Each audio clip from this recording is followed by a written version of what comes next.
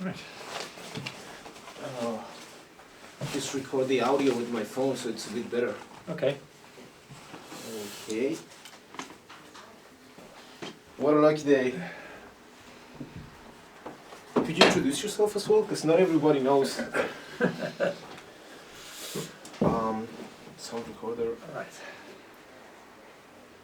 So I'm just talking to you, am I? Yeah. Well, if you want to, like, I'll tell you a little bit about my university. Mm-hmm. It's called Adolfo Ibáñez. It's in Chile. Its focus is on free market economies and transforming the South American landscape through open commerce between the different parts of South America. So that's like the focus of my university. Excellent. Okay. All right. There we go. Good. Well, you asked me to introduce myself. Uh-huh. My name is Eamon Butler, and I'm director of the Adam Smith Institute, which is a neoliberal think tank based here in London. That's great. And we take our name from Adam Smith, of course, the great architect of free market philosophy and the free society. And we believe in the same principles for the same reasons, which is that we think that a free economy, competitive economy, is the best way to help the working poor. Could you tell us a little bit why it's more important now than ever? Because free market ideas are under attack much more than ever before. We used to think things couldn't get worse than they were after the Second World War, when we had communism dominating large parts of the planet, and the communist countries said that communism would soon dominate the planet. Yes. Well, that came to an end in 1989 when the Berlin Wall came down. But what we have in the West is we have a rising tide of people who simply accept all of the things that the free market has generated for them and think this is the normal way that the world works, and then they try to mess it around and do things with it that it's not designed to do. So they try to say, well, wouldn't things be much fairer and better if we redistributed income? Wouldn't it be much better if we had a very large welfare state so that people didn't have to worry that they could fall on hard times, and all of these things. And each of these, little by little, undermines the principles of the market, which is that if you work and you create something that's new and that people want and willingly pay for, then you should get the benefit of that. And that encourages other people then to do the same. And the more you tax them, the more you tax people who are productive, and the more you subsidize people who are not productive, and companies that aren't productive, then the more that system is going to break down. I have one more question. Would you consider that it's especially dangerous for South American countries, which are not as developed, to introduce all these subsidizing of non-productive individuals? Definitely. South America has been a very interesting case because it's come and gone through different stages, and sometimes some South American countries and Central American countries adopt free markets, and then it goes back to a much more sort of populist idea and to a more collectivist idea. And then it comes back again, and then it goes back again. So it's very important that there is somebody in South America that can lay down the principles that, no, we are actually better off if we let people do their own thing, if we let people keep the gains of the benefits which they create and voluntarily exchange with other people, and that the best kind of society and the most productive and inventive and creative society is a free society. So it's very important that countries like Chile take the lead in this, because Chile has benefited more from market ideas than almost any other country in the world. Yes, I think as well it's worked well for Chile. We're one of the best positioned countries in South America. Well, we all drink Chilean wine now in UK. We never used to, and that really has happened since the 1980s, 1990s. We're now Britain is now one of the leading consumers of Chilean wine and other Chilean produce. So that's been an amazing turnaround in just a very few years. But that's what you can do. That's the power of free markets. Indeed. It's incredible. It's the power of individual ingenuity and enterprise. And if you let people free to do their own thing, there's no limit to where they can go. Indeed. And young people especially, wouldn't you say? Young people especially, because they're dynamic, they have ideas, they don't sort of, they like to rebel against the old ways, the old rules of doing things. That's great. We need more of that. Yeah, we do need more of that. And you know, we need people to go out and challenge the world, and this is what's happening with internet, phone apps, and things like that. Actually, what do you think about cryptocurrencies? I'm skeptical because I think I love the idea of private currencies, but at the same time I think governments will find a way to kill them, as they always do, and they will just throw a few people in jail, and then that will discourage everybody else from getting involved. So I don't see anything wrong with cryptocurrencies. I mean, a lot of people say, oh well, they're used by gangsters and drug dealers. So it's all kinds of currencies. But so is the American dollar.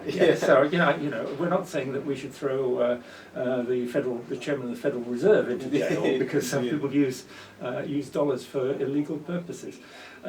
So I'm in favour, but I don't think we're there yet on cryptocurrencies, and I think Bitcoin's very expensive to make transactions. Prohibitive. Yes, except for large transactions, and then other ones. Well, then they're coming up. There's lots of different models out there, and I think it's one of these things where the first leader won't be the one that succeeds, if any of them succeed. But I honestly don't know, because governments have such a stranglehold over our money, sadly.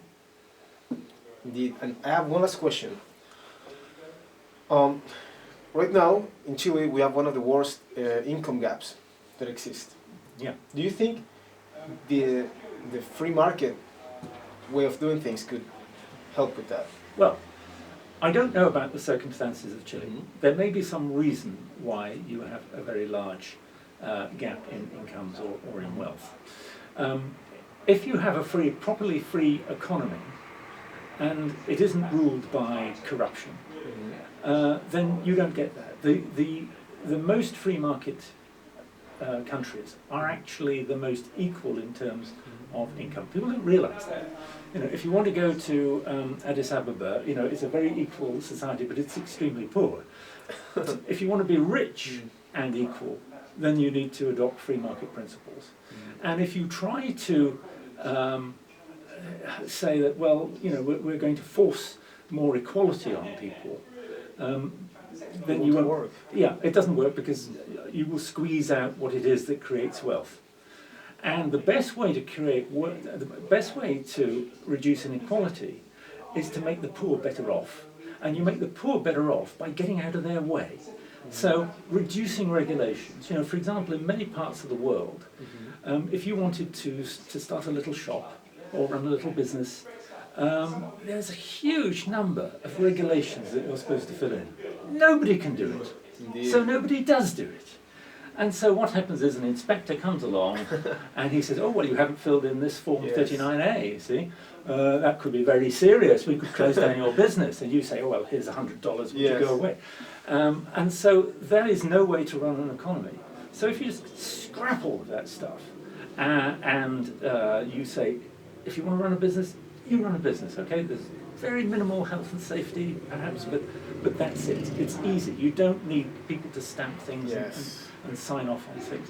So that's the first thing. Secondly, make sure that people have proper property rights. That when you that you can actually have a proper title to a piece of property, to a house or a piece of land, or indeed a business. I mean, that's something which Peru has done with great benefits. That originally the poorest people, they just ran informal businesses, they didn't have any title, and then that whole thing was transformed. Now people do have a title, so they can use their house or their land or their business to borrow, and then they can invest, and then they can grow their business, and they can make life better for themselves and their families. So what is there not to like? Nothing. Sounds great to me. I was wondering if you could give like a few words of like perhaps advice to like young Chilean people, students, like, or perhaps maybe because in Chile we have like a dichotomy. There are people who are coming from it's like growing the tax burden on people to like equalize society, and then there is the other posture, which is the one that you propose. And sometimes, when things are hard, people lose their way a little bit, and they fall for the sweet and comfortable side of more taxes, more state burden.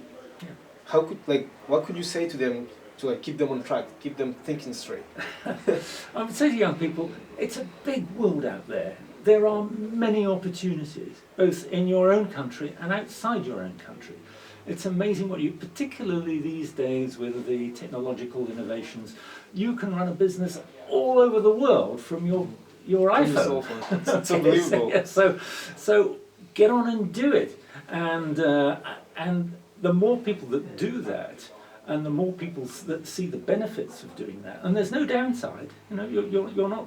You're not damaging anybody by doing that. You are creating something new that people will willingly pay you for because they get a service and you get the money. It's a fair exchange, and the more people that do that, the more young people that do that in particular, I think the greater the pressure is on the politicians to rein back and say, no, we shouldn't actually be closing these businesses down. We shouldn't be regulating them out of existence. We shouldn't be taxing them out of existence. And that will actually change the entire culture. Indeed. Thank you so much. You're welcome. It was a pleasure. That's all. Oh, such a great day. Didn't think I'd have I didn't think I'd have this chance. That's all right. It's amazing. Don't worry. And Good. So you're here another week, yeah? Yeah, a whole week. What do you guys do here? Apart from you think about things Yeah, we engage in public policy research and discussion. Really, we're not very academic, but we're looking at what the government is doing and ideas in the public debate for how public services should be run or how monetary or tax policy should be run, things like that. So we have a small team here, and then we use people from outside. We use experts from outside.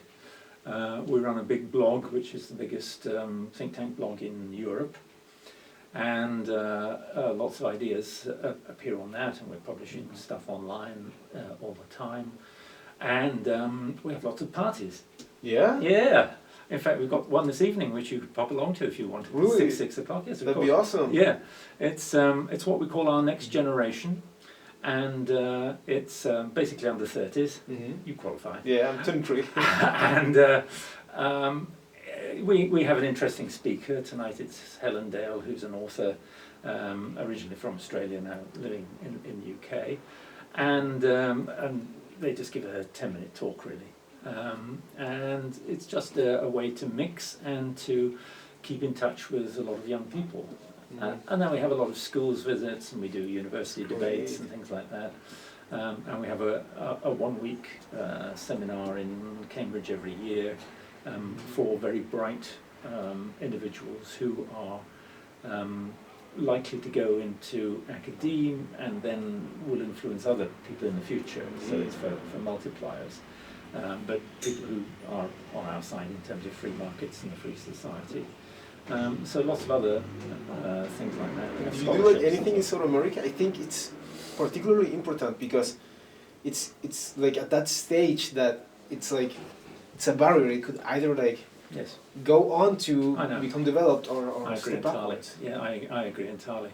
And it is very fickle. I mean, I think here we've got. Even though we've got lots of people talking about more and more regulation and renationalising some of the industries that Mrs. Thatcher privatised and so on, nevertheless, the general mood here is that this is a market economy, and that's it. Okay, you can regulate it and all that, but it's a market economy. Whereas I think in South America, people sort of flip between one thing and the other. Yes, and they're constantly changing. Oh, let's get rid of this market. We'll have communism now. So, all right. Well, good luck with that one. And you can see the results in places like Venezuela. Yes, it's so beautiful. Yeah, and Argentina's gone up and down and all the rest of it. So it is critical. And I think Chile is probably the best example. So I hope that Chile stays very sound and hopefully. free We did have a change in presidency not long ago. Yeah. And Piñera, I think, has a much more open policy regarding economy. Oh, right, yeah. He's brilliant. Yeah. Yeah. Yeah, he's absolutely brilliant. Yes, absolutely. So you know, Chile has done so many things right that it would be a shame if it all felt a bit. We were relying too much on a few industries, though. We had the copper industry, yeah, that's right. and we relied so much on it that when the price went down, wow, it really hit us hard. That's right, and it was very interesting because when Pepe Piñera developed the pension thing, that you could invest in different plans. It was a state system that was very corrupt, and Yes. politicians got lots of money and nobody else did. Yes, massive pensions. Absolutely, and so he changed that and basically made it into private funds, and you could either take the default safe fund, Yes. or you could choose other things. And actually, because of the copper price falling, it's the people who chose the safest option Yes, that did that- best. yes, yes. Isn't that great? You know, Yeah, nobody expected it. nobody expected it. So that was very interesting. But well, I think you could say, right, well, in 1840, the UK was terribly dependent on coal, steel, and textiles. Indeed. But then you diversify, and I often think it's slightly unfortunate for a country to have dependency on one commodity. And you look at Russia, and Russia, of course, has big oil Yes. deposits. It's a shame because it would have transformed and modernised quicker if it Yes. hadn't got that, because they'd got that.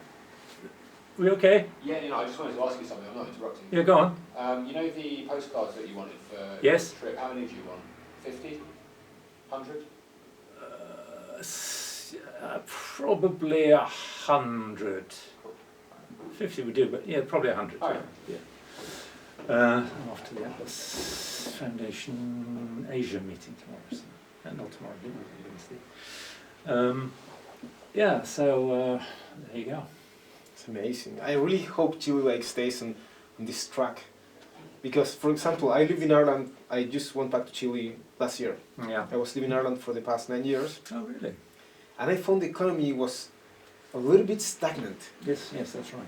Yeah. Even though you had a really, really strong economy from the corporate side, there was no change. There was no flow Yeah. of anything. Yeah. Well, that's a country which, of course, until recently was extremely poor, a poor agricultural economy. Indeed. And then they joined the European Union, so that widened the market very substantially, and joined the euro, which also helped for different reasons, although it did cause a huge inflation. And there were other changes. There were sort of religious changes where more women were working in, and